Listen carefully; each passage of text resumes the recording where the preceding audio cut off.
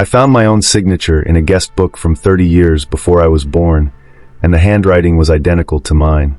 My name is Marcus Webb, and I spent 9 months working as the night auditor at the Silver Rest Motel before I discovered that some guests never really check out. The motel sat right off Highway 40, one of those places that exists because truckers need somewhere to sleep and travelers need somewhere cheap. 80 rooms spread across 2 floors, a flickering neon sign that buzzed like angry wasps, and a lobby that smelled like stale coffee and decades of cigarette smoke baked into the walls. The job was simple enough. I worked 11 at night to 7 in the morning, checking in late arrivals, running the end-of-day financial reports, and making sure nobody trashed the rooms or stole the televisions. The pay was $14 an hour, barely enough to cover rent on my studio apartment, but it was steady work and I needed steady after bouncing between construction jobs for 2 years. My manager was this guy named Frank, probably 60 years old, with a gray beard and the kind of tired eyes that come from seeing too much of humanity's worst side. On my first night, he showed me the basics: how to use the ancient computer system, where the spare keys were kept, how to handle the panic button under the desk if things went sideways. Standard stuff for any overnight job at a place like this. But then he did something strange. He pulled out these old leather-bound guest registries from a locked drawer behind the front desk. The kind of books people used before computers, where guests would physically sign their names and write their information by hand. Some of them looked ancient, the pages yellow and brittle, the leather cracked with age. "Listen to me carefully," Frank said, and his voice had this edge that made my spine straighten. "These books stay in this drawer. You don't read them. You don't look through them. They're here for legal purposes, for insurance, but they're not your concern. You understand me?" I nodded, confused but willing to go along. Frank seemed satisfied and left me alone in the fluorescent brightness of the lobby. For the first couple months, I kept my promise. I had enough to deal with without digging through old paperwork. The Silver Rest attracted a particular crowd. Long-haul truckers grabbing 6 hours of sleep. Families having emergencies who couldn't afford the chain hotels. People running from something, though I learned real quick not to ask questions. And then there were the regulars. One regular was a man I only knew as Mr. Carver. He'd show up every 3 weeks like clockwork, always around 1 in the morning, always requesting room 23, always paying in cash. Middle-aged guy, wore the same brown jacket every time, never carried luggage. He'd check in, disappear into his room, and be gone before sunrise. Never caused problems, never made conversation beyond what was necessary. Just a polite nod, a signature, and he'd vanish up the stairs. The thing about Mr. Carver was that he felt wrong somehow. Not threatening, just off, like he was slightly out of sync with everything around him. His clothes looked vintage but not retro, like he'd been wearing them for decades. His mannerisms were formal, old-fashioned, like someone from a black and white movie trying to blend in with the modern world. For months into the job, curiosity got the better of me. It was a dead Tuesday night, hadn't seen a customer in 3 hours, and I was bored out of my skull. I remembered those guest books in the locked drawer, and Frank's weird warning about not reading them, which naturally made me want to read them more than anything. I picked the lock with a paperclip. Took me about 10 minutes, but eventually the drawer popped open. I pulled out the oldest registry first, dated 1961, the year the motel opened. The pages were stiff and yellowed, covered in handwriting styles that don't exist anymore. Cursive signatures, formal addresses, the kind of penmanship they stopped teaching in schools decades ago. I flipped through slowly, watching years pass in ink and paper. The 60s, when the motel was new and Interstate 40 was bringing steady traffic. The 70s, when the entries started getting sparser. The 80s, when half the rooms seemed permanently vacant. And then I saw it. September 12th, 1974. Room 23. Mr. Thomas Carver. Detroit, Michigan. The handwriting was old-fashioned like the rest, but something about it nagged at me. I kept flipping forward. June 3rd, 1988. Room 23. Mr. Thomas Carver. Same name, and when I looked closer, the same handwriting. Not similar. Identical. I pulled out more recent books. November 17th, 1995. Mr. Thomas Carver. Room 23. March 8th, 2003. Mr. Thomas Carver. Same signature, same handwriting, stretching back 50 years to when the motel first opened. Every few weeks, like clockwork, always room 23, always the same precise signature. My hands started shaking. This wasn't possible. Nobody lives for 60 years without their handwriting changing, without aging, without something being different. But there it was, documented in ink across decades. The same man, the same room, the same impossible pattern. I should have stopped there, should have put the books away and pretended I never saw anything.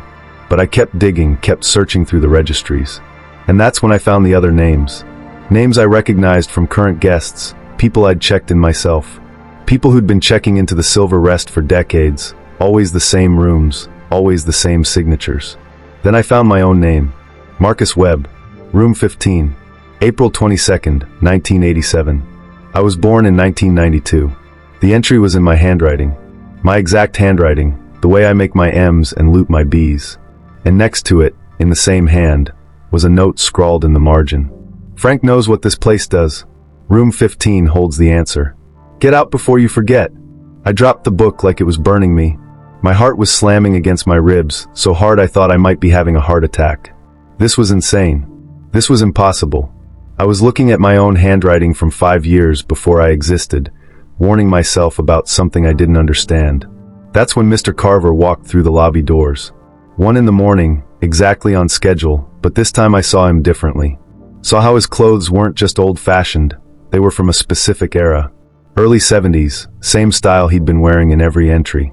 Saw how his face had no lines that shouldn't be there, no signs of aging beyond middle age. Room 23, he said in that formal, measured tone. I believe I have my usual reservation. Mr. Carver, I said, trying to keep my voice steady.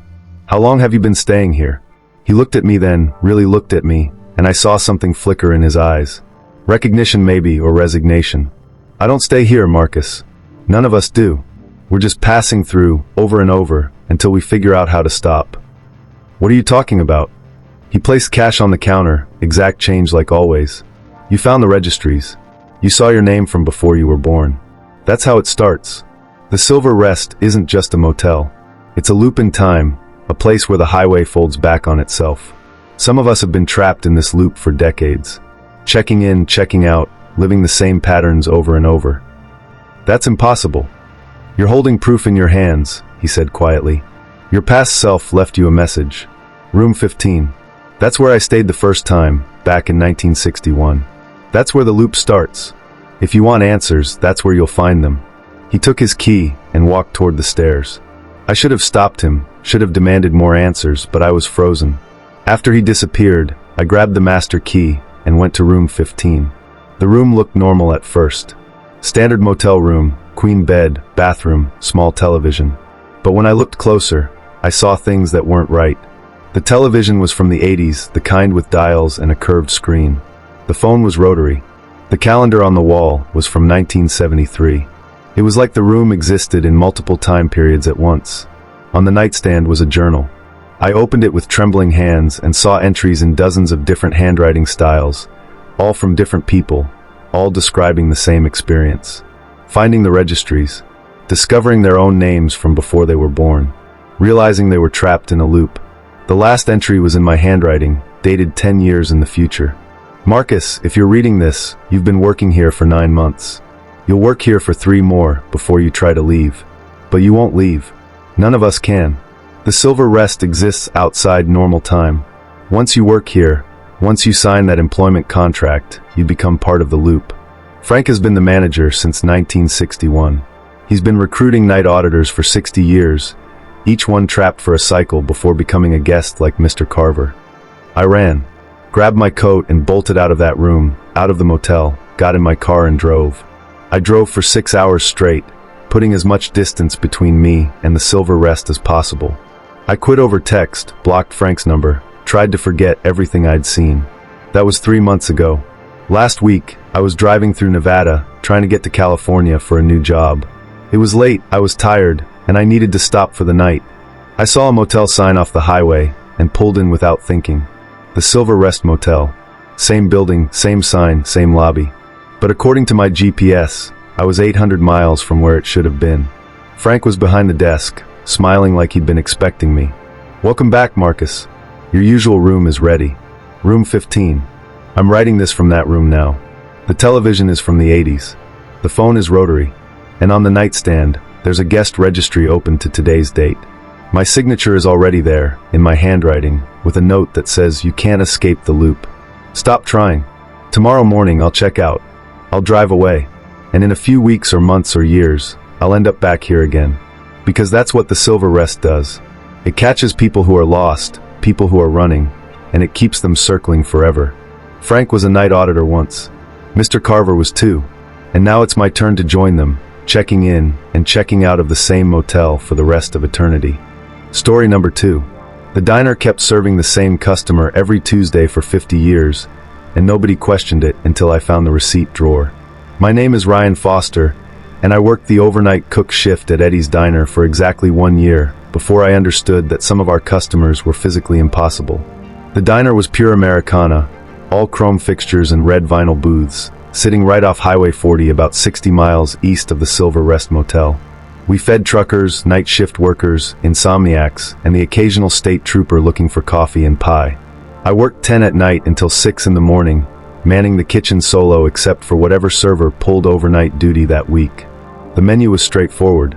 Burgers, breakfast all day, pie that came from a supplier in Kansas, and coffee strong enough to wake the dead. Nothing fancy, nothing complicated, just good diner food cooked fast and served hot. Eddie, the owner, was this stocky guy in his 70s who'd inherited the place from his old man back in the 80s. The Foster family had run this diner since 1956, 3 generations serving the same stretch of highway. Eddie didn't come in much anymore, let his managers handle the day-to-day stuff, but he'd installed security cameras everywhere about 20 years back. Insurance requirement, he said.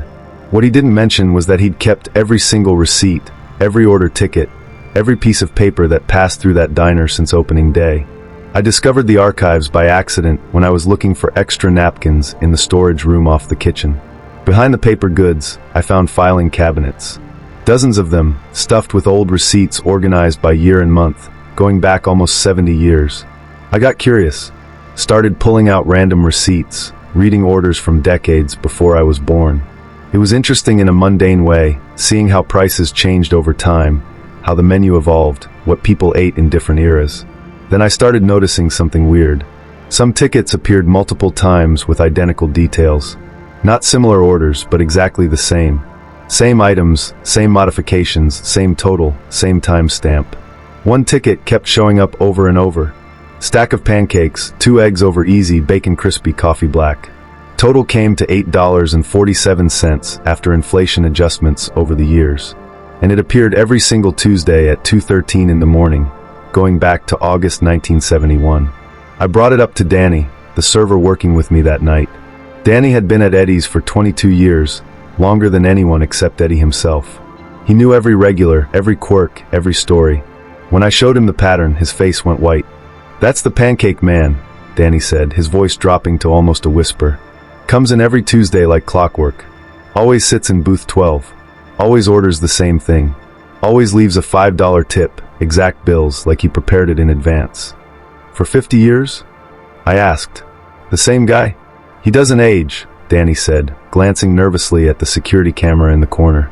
"I've been here 22 years, and he looks exactly the same as my first day." And Eddie told me his father used to talk about the same customer, same order, same booth. "Ryan, that man has been eating pancakes here since the Johnson administration." I thought Danny was exaggerating. Had to be. People age. People change. It's basic biology. But Danny pulled out his phone and showed me photos. The Pancake Man in 1999, dated from a newspaper article about the diner. The Pancake Man in 2007, from a local TV segment. The Pancake Man in 2018, from Danny's own photos. Same face. Same blue windbreaker. Same everything. "Does he ever say anything?" I asked. "Only to order. Doesn't make small talk. Doesn't look at his phone.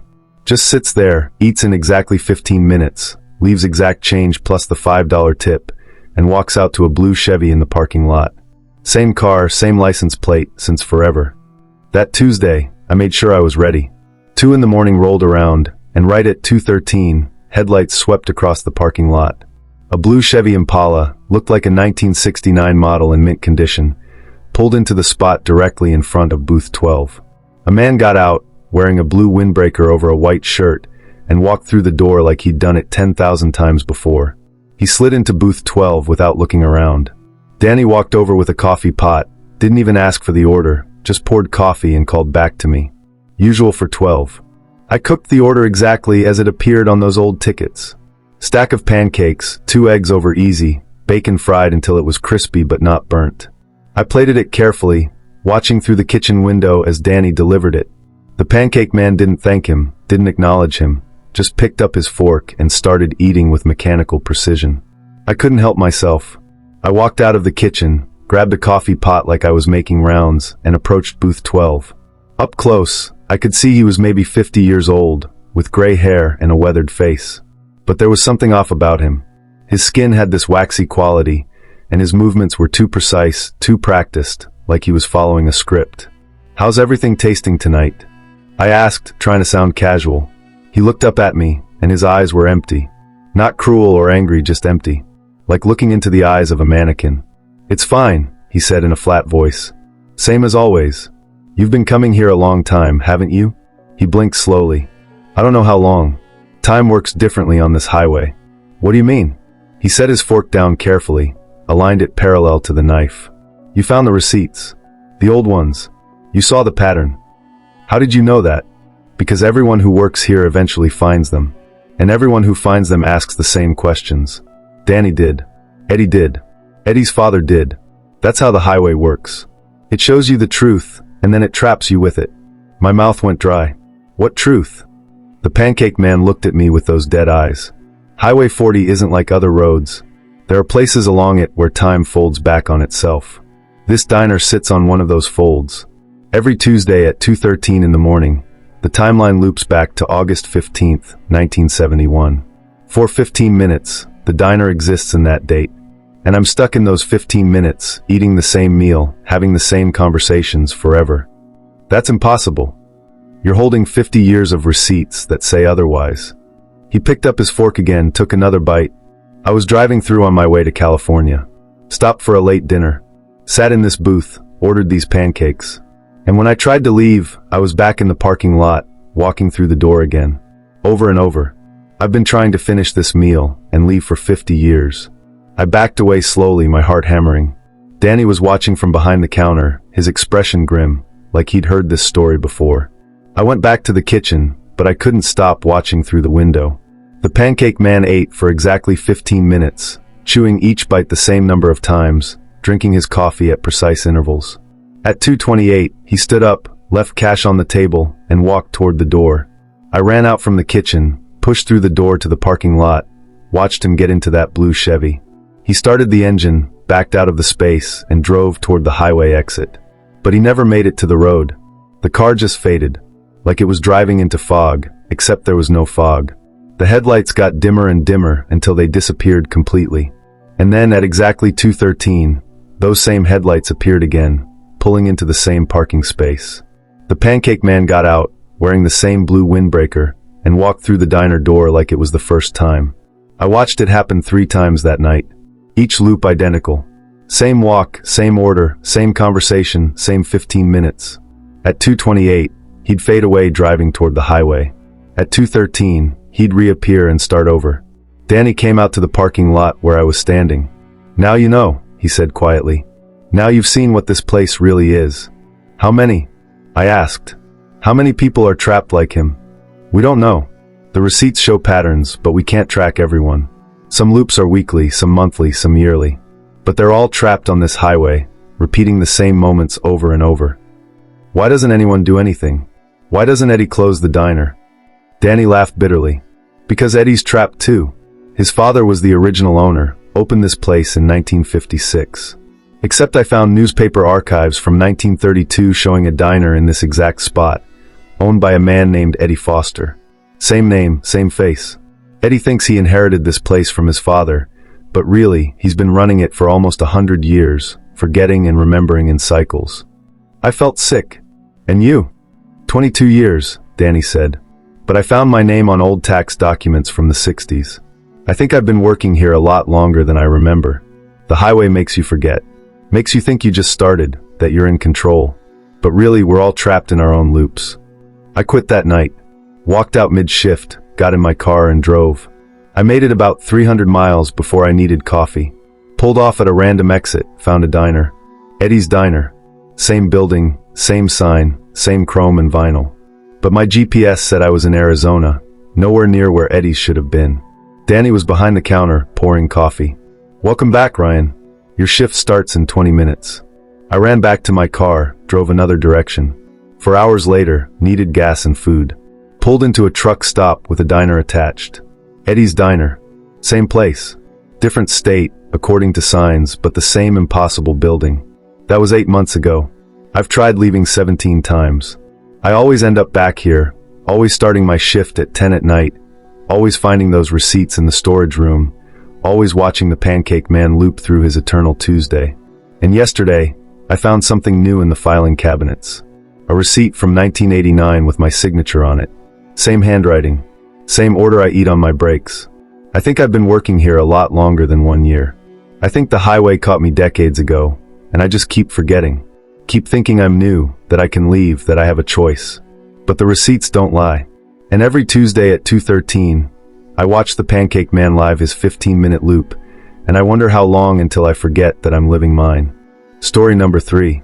I found a logbook entry from 1958 describing the exact same breakdown I was fixing, written by a mechanic with my name. My name is Jake Morrison, and I worked third shift as a mechanic at Red's truck stop for 14 months before I realized that some vehicles keep breaking down in the exact same way across decades.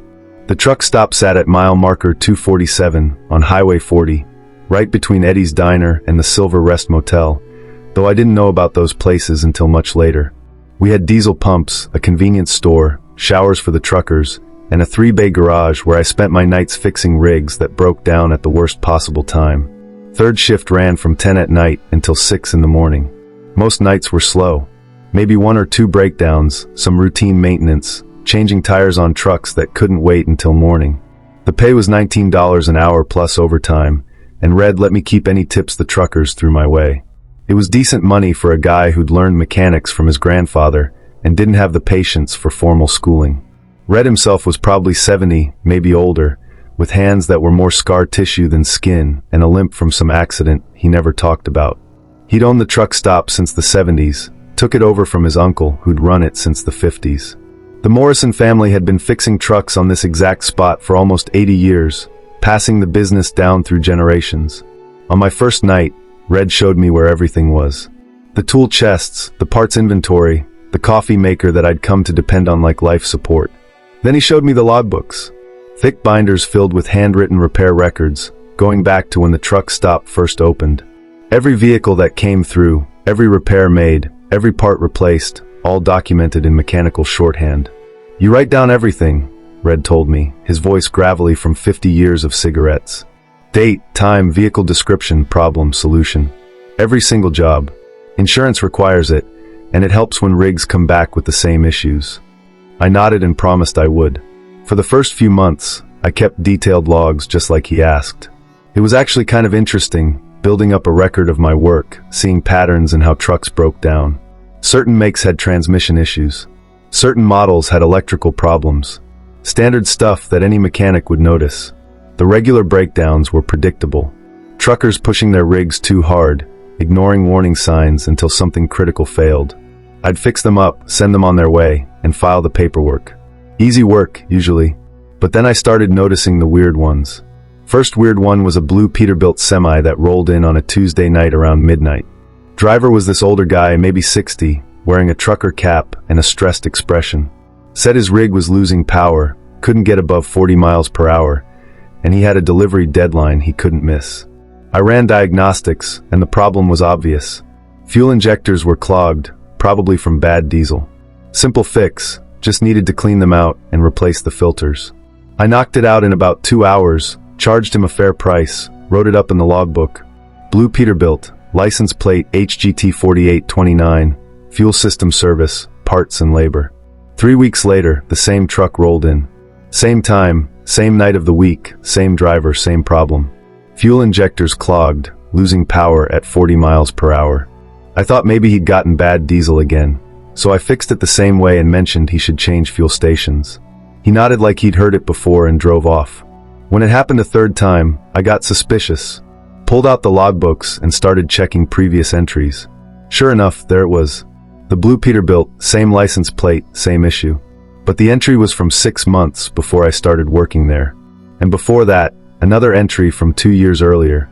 And before that, going back through the books, the same truck appearing every few months with the exact same problem. I mentioned it to Red the next morning, when he came in to relieve me. We've got a truck that keeps coming back with the same issue. Blue Peterbilt, fuel injectors. Been happening for years according to the logs. Red's expression went dark. The Peterbilt. Yeah, I know that one. My uncle used to fix it too. Your uncle? This truck's been breaking down here since the 50s. Longer, Red said quietly. My uncle kept older logs in the storage room. Same truck, same problem, going back to 1947. Different drivers over the years, but always the same rig, always the same breakdown. That's impossible. A truck can't run for 75 years and have the same problem over and over. Can it? Red asked. You ever look closely at that Peterbilt? I mean, really look at it. I hadn't. Next time it came in, 3 weeks later like clockwork, I paid attention. The truck looked old but maintained, like someone had been keeping it running through sheer determination. But when I checked the VIN number, it didn't match any records. The plates were registered, but the registration date was listed as 1952 and had never been renewed. The insurance card in the glove box was from 1968. The driver was different this time. Younger guy, maybe 30, but wearing the same style trucker cap as the previous driver. When I asked him how long he'd owned the rig, he looked confused. I don't own it, he said. I'm just delivering it. Company truck. What company? Morrison Freight, he said. Been driving for them for 6 months now. My blood went cold. Morrison was my last name. Who owns Morrison Freight? Some guy named Red Morrison, I think. You know him? I didn't answer. Just fixed the truck, documented it in the logbook, and watched him drive away. Then I went digging through the old records in the storage room. Found a business license from 1947 for Morrison Freight Lines, owned by Red Morrison. Found tax documents from the 60s listing Red Morrison as proprietor. Found insurance papers from the 80s with the same name. I confronted Red with the documents. How old are you really? He smiled sadly. I don't know anymore.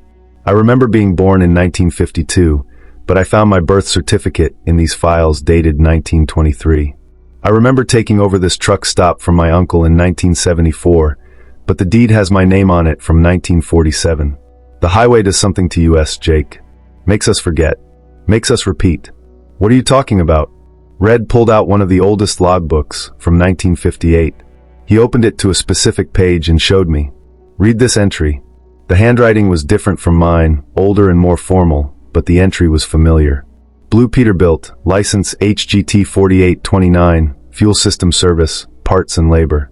And at the bottom, the mechanic's signature. Jake Morrison. That's not me, I said. I wasn't born in 1958. Weren't you? Red asked. Check your wallet. Really look at your driver's license. I pulled it out with shaking hands. The license looked current, but when I really examined it, I saw problems. The photo was me but younger, and the issue date was 1984. The birthday listed would make me 57 years old, not 32 like I thought I was. This isn't right, I whispered. This isn't my license. It's your license from another loop, Red said. Highway 40 isn't like other roads, Jake. There are places where it folds back on itself, where time runs in circles instead of straight lines. This truck stop sits on one of those places. We fix the same trucks over and over, have the same conversations over and over, live the same lives over and over. And every time the loop resets, we forget. We think we're new. We think we're in control. I spent the rest of that shift going through logbooks. Found my name over and over. 1958, 1971, 1989, 2003, 2019. Always the same handwriting, just slightly evolved. Always the same types of repairs. Always the same trucks cycling through. The blue Peterbilt. A red Kenworth with transmission issues. A white Freightliner with electrical problems. All of them appearing decade after decade, breaking down in identical ways. And it wasn't just the trucks. It was the drivers too. I found delivery logs with names that repeated across 70 years. Found fuel receipts signed by the same people in different decades. Found bathroom sign and sheets with identical signatures spanning generations. The truck stop was a loop, just like the motel, just like the diner. A place where Highway 40 folded back on itself, trapping everyone who stopped there in an endless cycle of repetition. Truckers thought they were making one delivery, but really they'd been making the same delivery for decades. Mechanics thought they were starting their careers, but really they'd been fixing the same trucks for lifetimes. I tried to leave, quit that night, got in my car and drove east. Made it about 200 miles before my car broke down. Electrical problem, couldn't get it started. I was calling for a tow truck when headlights appeared. A tow truck with Red's truck stop painted on the door. Red got out, smiled at me. Having car trouble, Jake? How did you know where I was? Because this is where you always break down when you try to leave. Every time you make it 200 miles, your car fails, and I come get you. Then we drive back, and you forget you ever tried to leave. The loop resets, and you start your shift thinking it's just another night. How many times? I've lost count, Red admitted. Dozens maybe. Every few years, you figure out the truth, you try to escape, and the highway pulls you back. Same as me. Same as everyone stuck on this road. He towed me back to the truck stop, and I spent the drive staring out the window, watching the mile markers count down. When we got there, the blue Peterbilt was in Bay 1, waiting for service. Fuel injectors clogged, losing power at 40 miles per hour. The driver was sitting in the waiting area, wearing a trucker cap, looking stressed about his delivery deadline. I fixed the truck, wrote it in the logbook. Blue Peterbilt, license HGT 4829, fuel system service. And at the bottom, I signed my name, Jake Morrison. Same signature I'd been signing for 70 years. That was 6 months ago. Or maybe it was 6 years or 6 decades. I can't tell anymore. Time doesn't work right on Highway 40. I just know that every few weeks, the same trucks come in with the same problems. I fix them, document them, and watch them drive away into the night. And sometimes, late in my shift, I'll flip through the old logbooks and see my name repeated over and over, and I'll remember that I've been here before. That I'm trapped in a loop I can't escape. The blue Peterbilt is coming in tonight. I can feel it. Same time, same problem, same driver with a deadline he'll never actually meet. I'll fix it like I always do. And tomorrow night, or next week, or next month, it'll come back. Because that's what happens on Highway 40. The same moments repeat forever, and those of us caught in the repetition just keep working, keep moving, keep pretending we have a choice. Red says maybe someday the loop will break. Maybe the highway will let us go. But I've read the logbooks going back to 1947, and I've seen the same hope written in the margins by mechanics with my name. We're all waiting for an escape that never comes. We're all trapped on a highway that never ends.